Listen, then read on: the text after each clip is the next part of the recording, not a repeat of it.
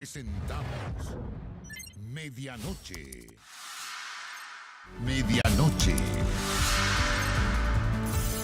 La diputada del Partido Comunista, Carol Cariola, acusó un veto político luego de que su partido decidiera bajar su candidatura a la presidencia de la Cámara de Diputados. En una carta abierta que publicó en su cuenta de Instagram, la parlamentaria agradeció la muestra de apoyos que recibió. Además, señaló que la decisión del partido se dio como respuesta ante los ataques cargados de, según ella, misoginia, anticomunismo y violencia política que han buscado denostar su imagen.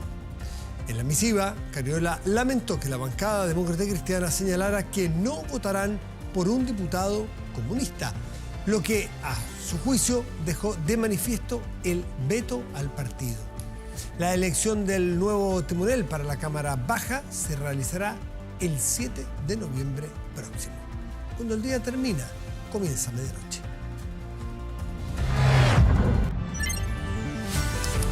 Medianoche.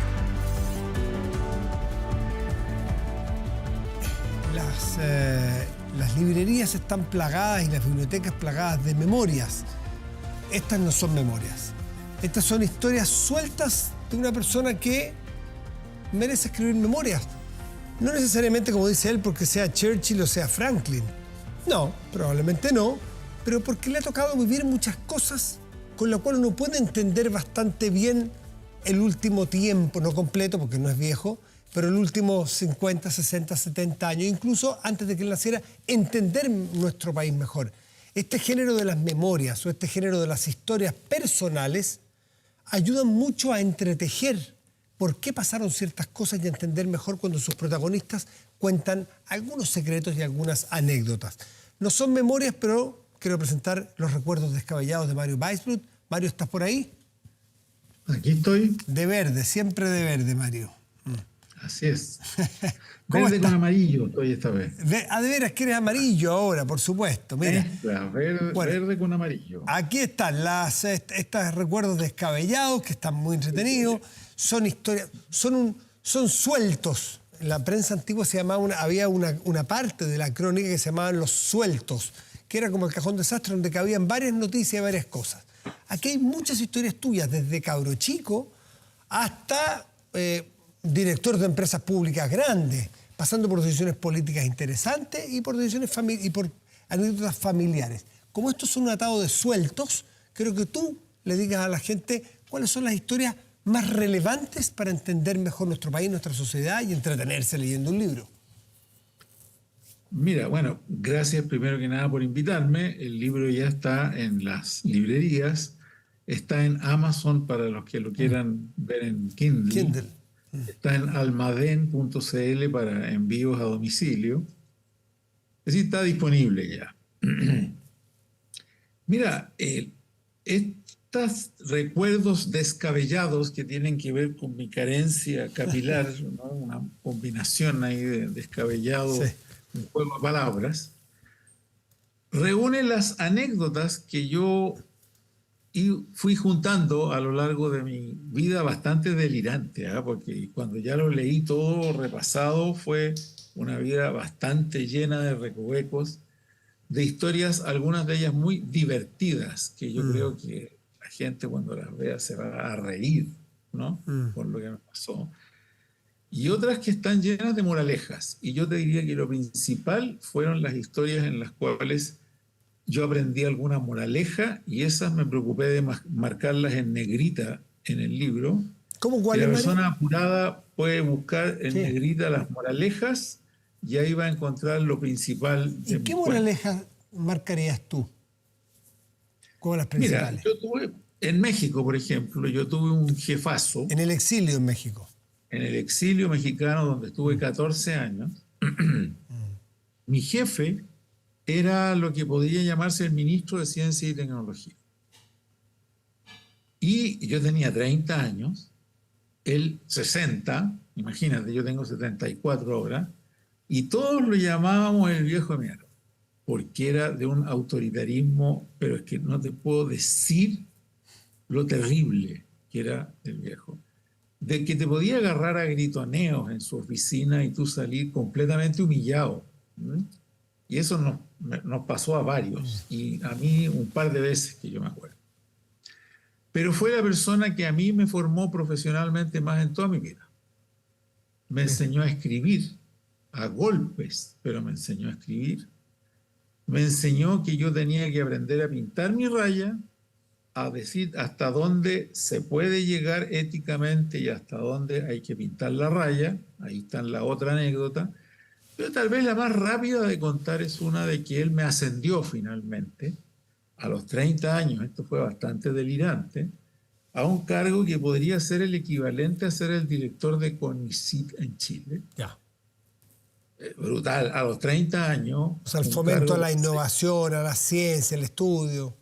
Era financiar la ciencia mexicana, el FONDECYT, dirigir 10 centros de investigación a lo largo del país, este microbio de 30 años, ¿no? Yo temblaba con esto. Y me pasó una cosa. A los 2 días de ser nombrado, abro el Excelsior de México, que es como el Mercurio, la Tercera, ¿no? Sí, y a 8 columnas, plana completa, chileno pinochetista a cargo de la ciencia en México. Y abajo una plana completa tirándome porquería. Mira, literalmente me enfermé, me dio fiebre, o sea, no es broma. Me dieron 39 de fiebre y se me llenó la garganta de puntos blancos.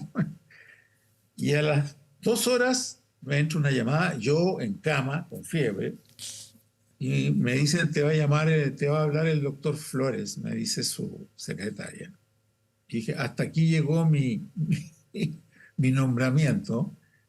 Y el doctor Flores me dice, Mario, lo llamo para pedirle disculpas a nombre de los compatriotas mexicanos. Qué bonito. Esta mierda no se hace, me dice. Este mismo señor Flores era el ministro autoritario que te gritoneaba, pero te enseñaba. Okay. El mismo. Y me dice, lo único que le quiero pedir es que aperre, no vaya a renunciar. Mira. Aperre ahí. No. Aperré en la cama con fiebre. A los 2 días, otro excelsiorazo, otro periodicazo. Me volvió a empezar a subir de nuevo la fiebre. Y después me llama la secretaria del doctor Flores y me dice, Mario, te quiero contar que te salvaste. ¿Y qué pasó? Que llegó una carta del presidente de la República al doctor Flores preguntando qué está pasando, ¿no? Y el doctor Flores se encerró y de su puño y letra escribió por qué había tomado esa decisión, se la mandó al presidente y hasta ahí llegó, porque en México cuando un presidente para la cosa, mira, se acaba. Además, como extranjero es difícil manejarse. Y te cierro esto con la otra anécdota muy rápida, pero es que es muy ilustrativa. Ya empezando a trabajar a las 2 semanas, un día me topé con 5 problemas burocráticos que me tenían hasta acá. Estupideces, pero que me tenían completamente trabado. Pues pido cita con el doctor Flores, el ministro, asustado un poco, pero pido cita y le digo, mire doctor, le digo, vengo a verle. Yo parado, él sentado, y le digo, mire, me está pasando esto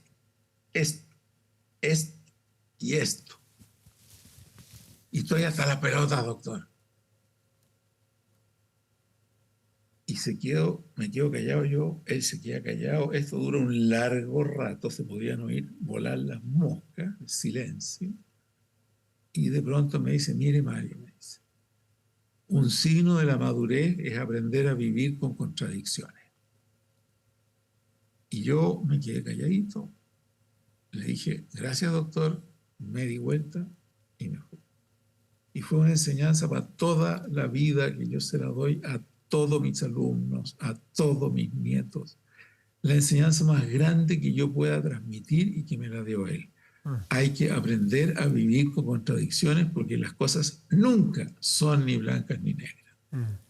Mario, una parte que a mí más me llamó la atención del libro, porque creo también que es muy útil entenderla. Tú formaste parte del principio de este Consejo de Alta Dirección Pública, cuando en un intento de modernizar el Estado, de que después de que se va un gobierno y viene otro, que no se cambie el 80% de los directores de los hospitales, sino que sencillamente se cambie si es que es malo, no con qué gobierno. Algo bastante lógico y de sentido común. Opera hoy día. ¿Cuál fue tu experiencia allí? ¿Se modernizó efectivamente el sector público chileno? A ver, yo creo que la alta dirección pública ha sido la reforma del Estado más importante que ha tenido Chile hasta hoy. Eso que empezó ya desde el 2010, ¿no?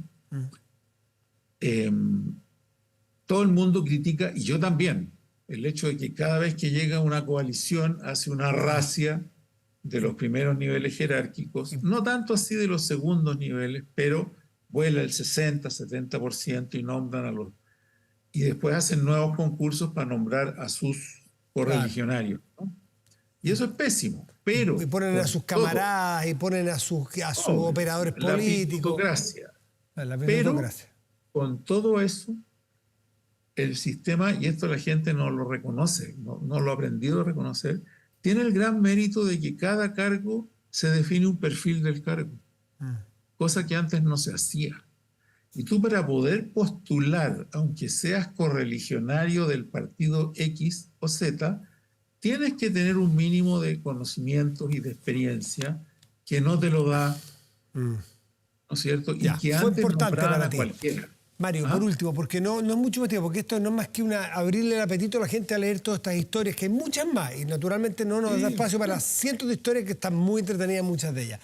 Educación 2020, quizás por lo que la gente más te conoce públicamente. Han pasado ya muchos años incluso del 2020, que era la meta, lejana meta. ¿Sientes que se consiguió qué porcentaje de lo que tú buscabas cuando creaste esto? Mira, bueno, y tú sabes que tú eres el partero de Educación 2020. Me tocó participar contigo, ¿cierto? Así que tienes parte de la responsabilidad, Matías. Mira, yo creo que en materia de políticas educativas, Educación 2020 logró 1 tonelada. Te voy a hacer la mini síntesis. Primero, es muy importante saber parar goles. Y nosotros le paramos 3 goles al gobierno de Piñera 1 y Piñera 2, que eran proyectos muy segregadores. Fuimos, hicimos lobby en el Congreso y logramos pararlos. Número 1. Número 2. Fuimos los que pusimos el tema de la concursabilidad de directores de escuela. Hoy día se concursan. Fuimos los que propusimos la necesidad de una carrera docente. Hoy día hay una ley de carrera docente. Pusimos en la mesa el tema de la segregación y hoy día hay una ley de inclusión. Pusimos en la mesa la necesidad de desmunicipalizar la educación pública. Hoy día hay una ley de desmunicipalización. O sea, la verdad, sinceramente, donde pusimos el ojo, pusimos la bala y logramos todo esto en 10 años. Ahora, ¿han llegado las reformas a las aulas? No todavía. ¿Por qué no? Porque el techo de un sistema educativo lo tienen los profesores.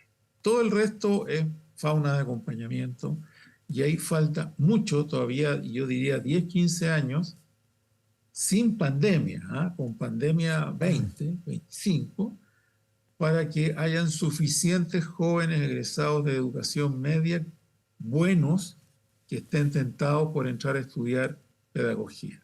Eso importantísima de profesores. Pero eso falta.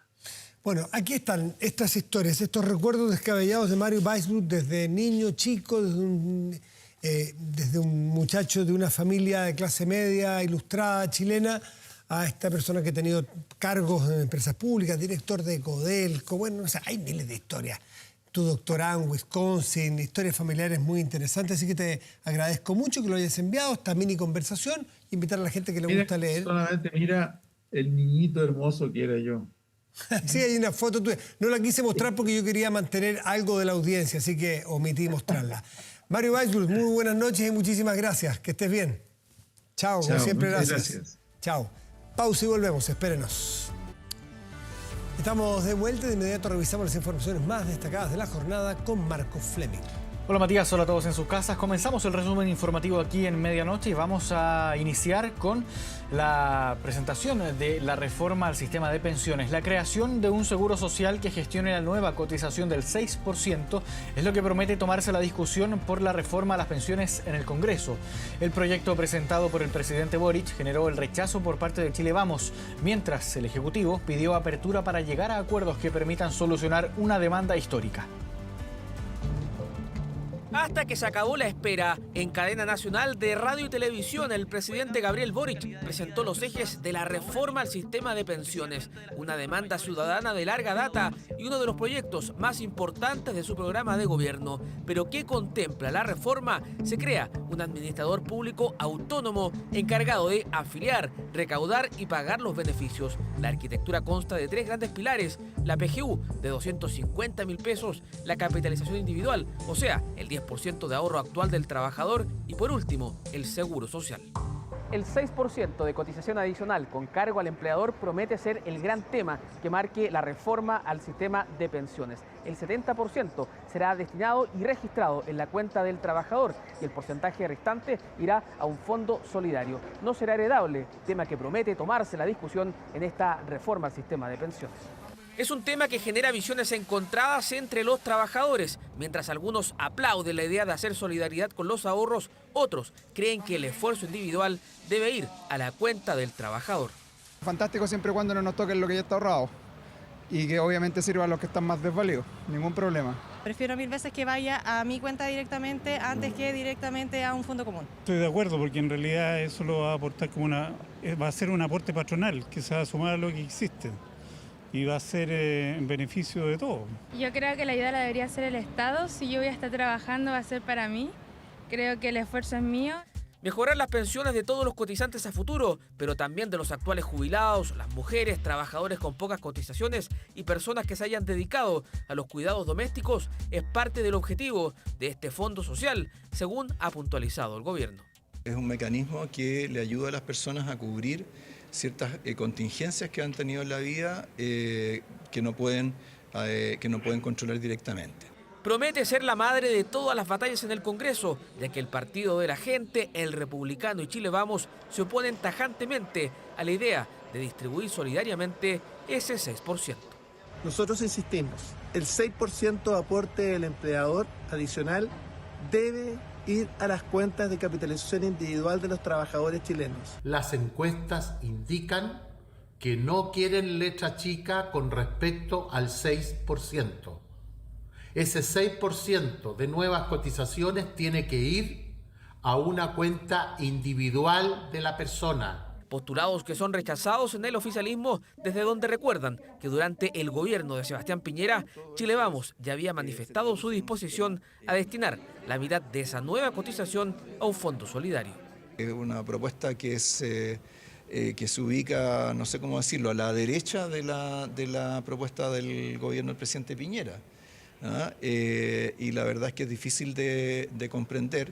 El 6% adicional de ahorro colectivo va a permitir mejorar las pensiones inmediatamente a quienes hoy día tienen jubilaciones miserables. Curiosamente son los mismos que se oponen a la reforma tributaria.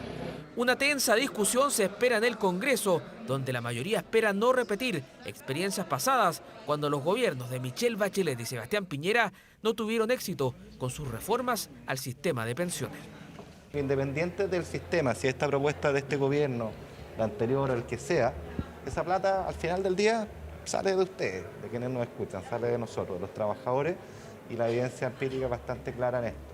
Es como cuando me dicen a mí, y esto otro lo va a poner el Estado, como si el Estado fuera alguien que vive en Marte. Esta es la tercera vez que se intenta, no se puede fallar nuevamente y no tener un acuerdo. Por eso mi rol como presidente de la Comisión de Trabajo va a ser intentar juntar posiciones. Reforma previsional que ingresará la próxima semana formalmente a tramitación en la Comisión de Trabajo de la Cámara de Diputados. ¿El oficialismo logrará la presidencia de la Cámara de Diputadas y Diputados o será finalmente la oposición la que logra instalar a uno de los suyos en la testera? Todo esto luego de la renuncia, recordemos, de Carol Cariola a la candidatura a la presidencia de la Cámara. Las negociaciones de los partidos de gobierno son a contrarreloj e incluso hay voces que están surgiendo que no descartan un pacto con la derecha. Hay que recordar que el próximo lunes ya debiera definirse quién va a presidir finalmente la corporación. No estamos disponibles a que se nos use como excusa para no cumplir la palabra y romper los acuerdos. Definición del Partido Comunista, el quiebre del pacto administrativo de la centroizquierda en la Cámara. El PC ya no va más y la incertidumbre se apoderó del oficialismo, que tras la renuncia de Carol Cariola aún pretende continuar al mando de la mesa de la corporación. ¿Quién tocará la campana el próximo lunes por la tarde? Fueron varias semanas de intensas conversaciones antes del quiebre. Las exigencias de la ADC y el Partido de la Gente encendieron las alertas primero en el nombre de Cariola y luego sobre el PC, un tema que abordó la diputada en una carta en donde acusó misoginia y anticomunismo tras descartarse como postulante a la presidencia de la Cámara. Fue muy valorable la grandeza nuevamente del Partido Comunista.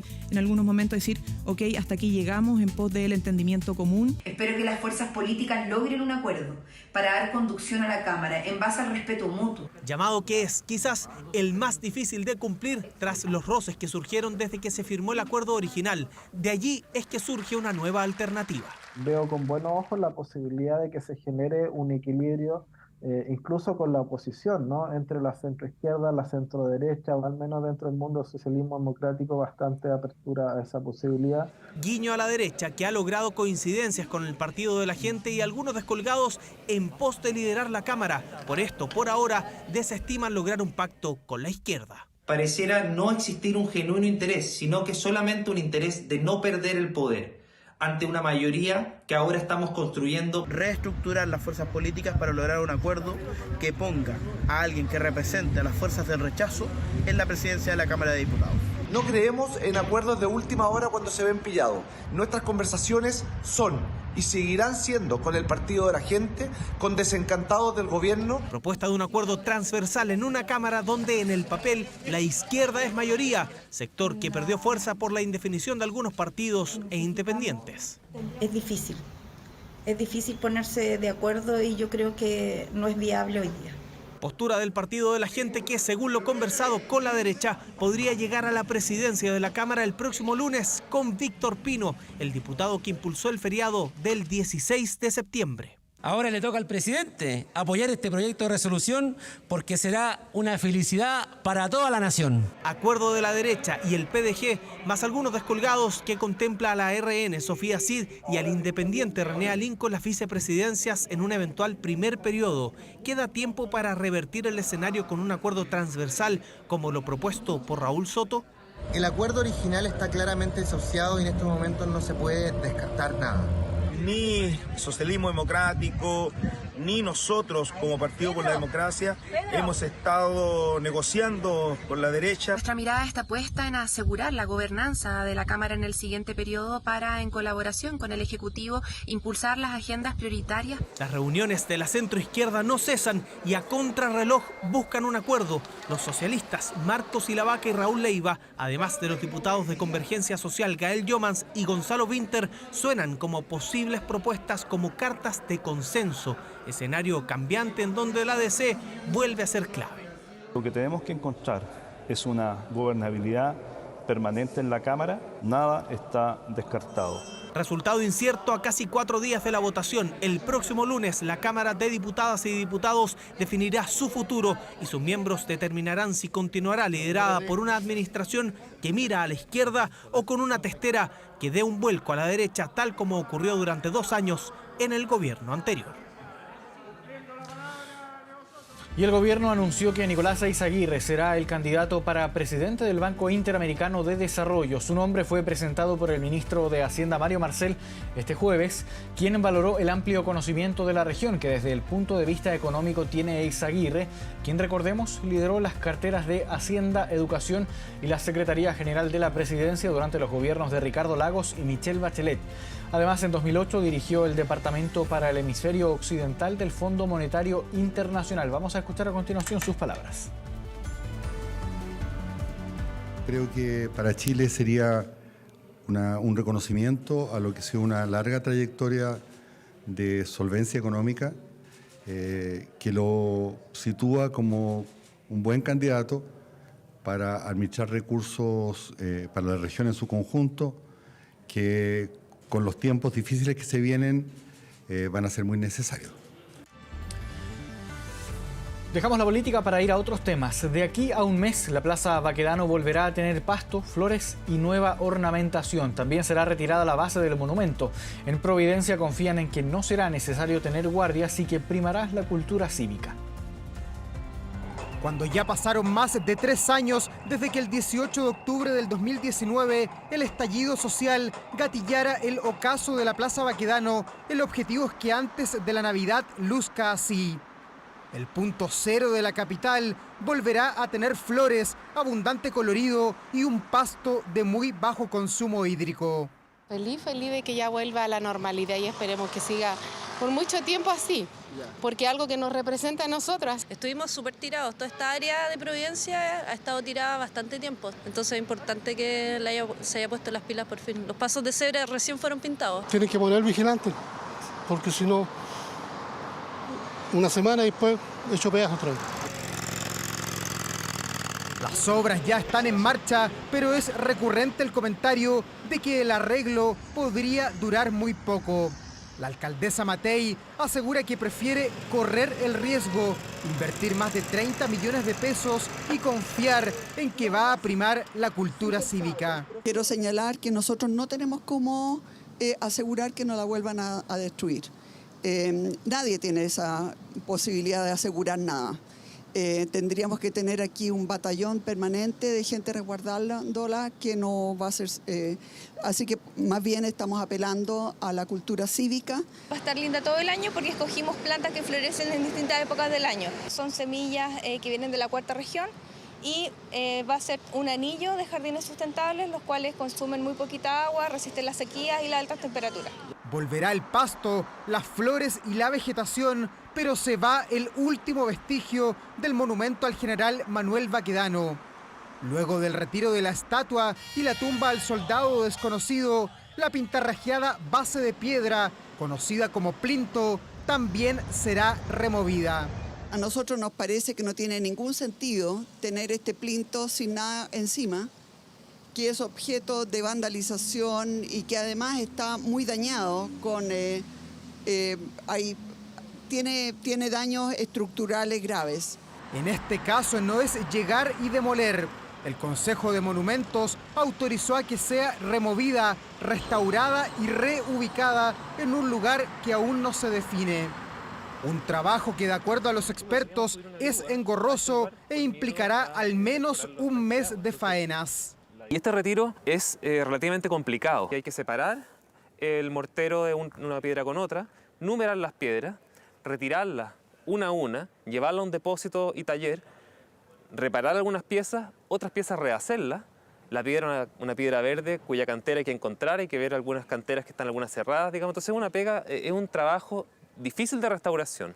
Removerán las piedras y también el sistema de riego que alguna vez alimentó las fuentes del monumento. Todo estará a cargo de un escultor que debería comenzar su trabajo durante el primer semestre del próximo año. Identificar contextos, días y horarios en que ocurren los crímenes en el país es el propósito del Centro para la Prevención de Homicidios y Delitos Violentos inaugurado por el gobierno. En lo que va de este año, los asesinatos han aumentado un 33,5% en comparación a 2021. Homicidios, delitos cada vez más violentos. Mientras que la victimización se mantiene, la percepción del temor aumenta. Esa fue la conclusión del índice Paz Ciudadana publicado hace una semana. Hasta octubre de este año, la Policía de Investigaciones registró 753 homicidios. En esta misma fecha, pero en 2021, hubo 564 crímenes, un aumento de un 33,5%. Por eso, la prevención se vuelve más que urgente. Hemos realizado un recorrido por el nuevo Centro para la Prevención de Homicidios y Delitos Violentos. Un nuevo organismo que diseñará y desarrollará políticas públicas en este tema. Buscará identificar y sistematizar las causas de homicidios y delitos violentos para focalizar la prevención.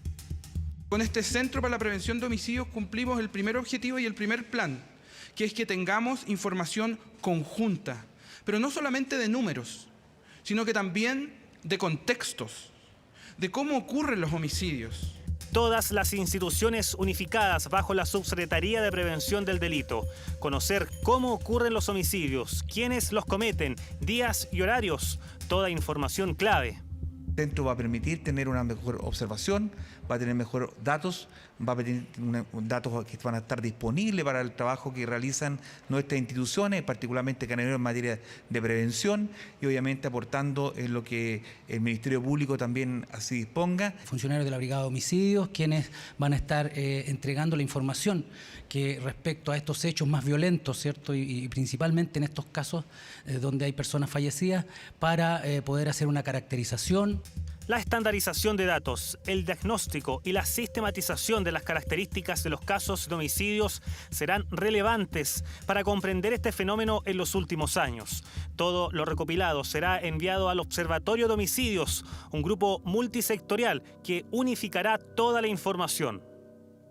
Los homicidios sí se pueden prevenir y se previenen cuando hay buenas investigaciones, cuando hay una buena labor policial y cuando quienes cometen estos homicidios se sacan de circulación. Y nosotros como Gendarmería en nuestras cárceles no estamos exentos de hechos violentos y tener que lamentar homicidios, muertes. Nos ponemos en plena disposición. Hace unas semanas, el subsecretario de Prevención del Delito viajó a México para conocer el Plan Alto al Fuego, un sistema que logró bajar en un 58% los homicidios en el barrio Plateros de la capital azteca, uno de los más peligrosos del país. Acá en Chile, el centro surge por el aumento total de la tasa de los crímenes y los delitos violentos. Y eso te va a permitir desplegar a la policía, desplegar, digamos, algunos medios que permitan prevenir o por lo menos perseguir a los responsables.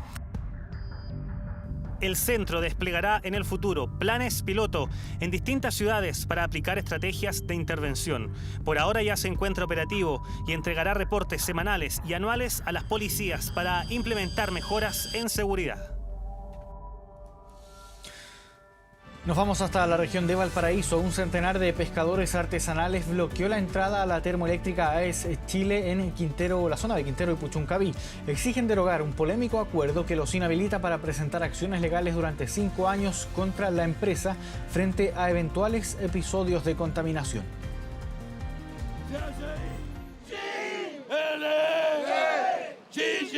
Desplegados por el acceso a la planta de distribución de energía. Así, este centenar de pescadores se manifestó por lo que consideran fue un acuerdo injusto firmado el 2019. Uno de los puntos era el pago de 3 millones de pesos en cuotas como compensación por los diversos episodios contaminantes. Se aprovecharon de una necesidad que teníamos en ese momento. Justamente veníamos saliendo del tema del estallido social. Además de eso, se nos perdió el recurso más importante que tenemos nosotros en la comuna, que era la jibia. A ninguno lo dejaron leer el contrato. Tenemos prohibición de demandar en caso de que haya contaminación, una nueva contaminación. Eso es lo que hoy los mantiene en pie de guerra contra la termoeléctrica AES Chile. Si bien, como consta en este documento, ya se les pagó más de 1.150.000 pesos a los más de 500 hombres y mujeres de mar, es esta condición la que los preocupa y que no advirtieron en un primer momento. El pescador manifiesta de forma libre que los montos acordados y pagados por GENER le resarcen completamente de los perjuicios directos o indirectos, incluso a futuro, que pudiera haberle causado a él o a sus amistades, familiares, incluso abuelos, o cualquier hecho vinculado a los varamientos o presencia de carbón en Quintero. Desde la fecha han habido más de 200 derrames de varamiento de carbón y lo siguen haciendo. Y eso es lo que nosotros no queremos permitir y queremos parar con el tema de disolver este famoso acuerdo Mordaza. Acuerdo Mordaza por 5 años que hoy aseguran los tienen tras las cuerdas y al que esperan ponerle fin. Desde el masivo varamiento de 500 kilos de carbón ocurrido el año 2018, aseguran el panorama no ha cambiado. Se pretendió que los pescadores renunciaran anticipadamente a demandar, a accionar, a exigir reparación de cualquier perjuicio que en el futuro desarrollara en este caso la empresa en la Bahía de Quintero. Todos esos acuerdos fueron firmados por los respectivos pescadores. El acuerdo establece beneficios mutuos que incluye programas y acciones con la finalidad de contribuir al desarrollo sustentable de las caletas de la bahía de Quintero. Una bahía y zona de sacrificio golpeada históricamente por múltiples episodios de contaminación. Los últimos incidentes dejaron decenas de intoxicados en julio de este año y desencadenaron el anuncio del cierre de la Fundición Codelco Ventanas. No pueden seguir existiendo estas prácticas tan abusivas de parte de las empresas. La empresa aclara que está cumpliendo cabalmente sus compromisos, los que se enmarcan en acuerdos firmados desde el año 2019. Fortalecer la fiscalización que tenemos de parte tanto desde la Superintendencia como también del Servicio de Salud, de la Seremi de Salud. Quintero y Puchuncaví, comunas en las que sus habitantes quieren borrar este tipo de imágenes de su cotidianidad, mientras estos pescadores luchan por ponerle fin a lo que consideran un acuerdo abusivo que les impediría denunciar futuros eventos de contaminación. 2 de la madrugada con 34 minutos, estamos de regreso en medianoche. Nos vamos de inmediato a las calles de la capital. Tomamos contacto con Francisco Chaparro para conocer las informaciones policiales de las últimas horas. Francisco, ¿cómo estás? Muy buenas noches, Marco, así es. Comenzamos de inmediato a revisar información policial que ocurrió durante esta jornada, iniciando en San Bernardo, donde se encontró el cuerpo baleado de un hombre de aproximadamente 40 años. Una situación que ocurre en horas de la tarde a las afueras del CEFAM de esta comuna, cuando los distintos equipos de emergencia de este centro asistencial se percatan de que un hombre había sido abandonado en la vía pública y de inmediato le ingresan a la sala de urgencia, pero pese a recibir toda la asistencia por parte del equipo médico, este hombre termina perdiendo la vida en el lugar y de inmediato se da cuenta de lo ocurrido a personal de Carabineros para que se hiciera a cargo de toda la investigación. Una de las primeras hipótesis que se está manejando hasta este momento es que se trataría de un ajuste de cuentas, ya que lo que pueden relatar distintos testigos de lo ocurrido es que el cuerpo fue abandonado por un vehículo, lo arrojaron desde este automóvil y luego escaparon del lugar en dirección a desconocido. Aún no se tienen antecedentes de dónde se habría originado toda esta situación, dónde es que ocurre toda esta balacera, y el personal de Carabineros se está haciendo cargo de todas las diligencias correspondientes con el fin de poder esclarecer esta lamentable situación, este homicidio de una persona de aproximadamente 40 años ahí en la comuna de San Bernardo. Tenemos algunas declaraciones más antecedentes que pueden tirar personal policial que pasamos a revisar a continuación. Llegó una persona de sexo masculino con identidad desconocida de aproximadamente 40 años con 2 lesiones balísticas en la espalda. A raíz de lo anterior, personal policial dio cuenta a la Fiscalía Local de San Bernardo, quien dispuso la concurrencia de personal especializado del LABOCAR, como también del Departamento OS9, quien van a efectuar las pericias para poder establecer la causa de muerte, como asimismo si existe la participación de terceras personas en el hecho.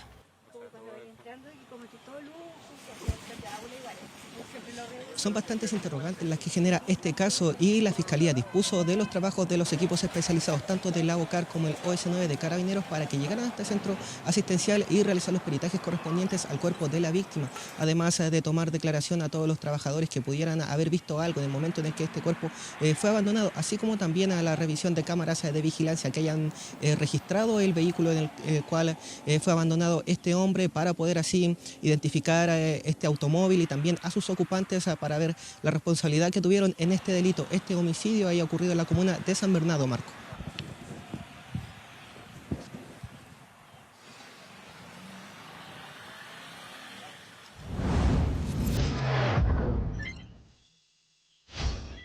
Internacional.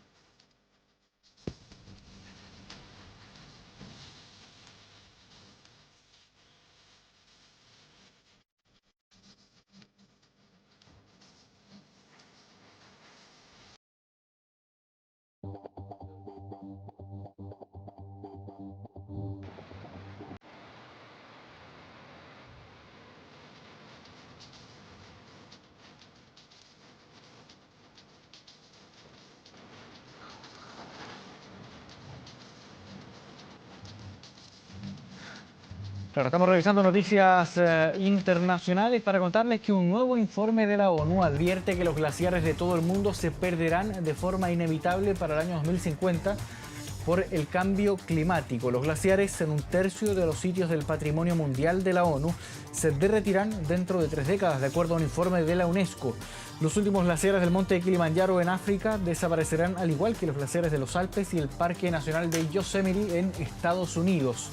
Los informes indican que los glaciares se van a derretir independiente de las acciones del mundo para combatir el cambio climático. Este estudio, que hace proyecciones basadas en datos satelitales, se presenta cuando los líderes mundiales se preparan ya para reunirse en Egipto para la cumbre climática de COP27, que va a registrarse ya durante la próxima semana.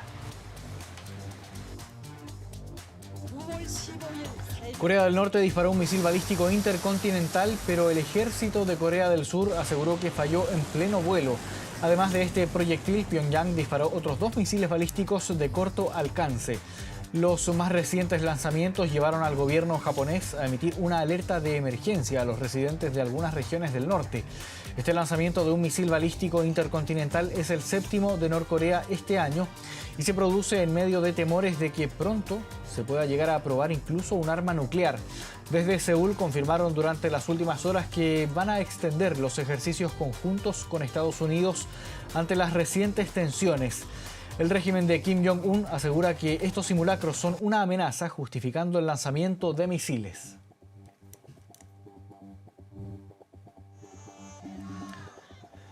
El equipo de transición del gobierno de Lula da Silva llegó a Brasilia para formalizar el inicio del proceso de cambio de administración. El vicepresidente electo, Geraldo Alckmin, fue designado como el coordinador del equipo de transición. Sostendrá reuniones con el jefe de gabinete de Jair Bolsonaro, acompañado del coordinador del programa de gobierno de Lula y la presidenta del Partido de los Trabajadores. El presidente electo debe asumir el cargo de forma oficial el próximo 1 de enero, mientras el país está actualmente de forma polarizada tras el resultado de las elecciones. Si bien los cortes de carreteras han disminuido con el paso de los días, aún 7 estados brasileños registran bloqueos activos. Bolsonaro llamó a sus adherentes a despejar las carreteras. Vamos a escuchar a continuación parte de sus palabras. Sé que están molestos, están tristes, esperaban algo más. Yo también. Estoy tan molesto y tan triste como ustedes, pero tenemos que mantener la cabeza en su lugar. Las protestas, las manifestaciones son muy bienvenidas, son parte del juego democrático y a lo largo de los años mucho de eso se ha hecho en Brasil, pero ahora hay algo que no es legal. Son las 2 de la mañana con 41 minutos. De esta forma ya llegamos al final de este bloque informativo aquí en Medianoche. Volvemos contigo, Matías. Bien, Marco, muchas gracias. Y vamos a la pantalla grande de nuestro estudio y allí revisamos nuestro portal de contenidos y noticias 24horas.cl, que en este momento destaca lo siguiente. Experto proyecta más de 40 grados para el verano en Chile, fíjese usted. Y escenario propicio para incendios eruptivos. Dramática el presagio, ¿no? Bueno, vea más detalles en 24horas.cl. Revisamos el tiempo para hoy, viernes 4 de noviembre, en nuestro país. Para Santiago, mañana el cielo estará despejado y una máxima probable de 29 grados. En tanto, Iquique hoy tendrá cielos despejados y 20 grados de máxima probable en la región de Tarapacá. Con esta información nos despedimos, agradecemos su atención y los dejamos invitados a que sigan atentos en las pantallas de TVN y todas sus plataformas. Muy buenas noches y gracias por venir.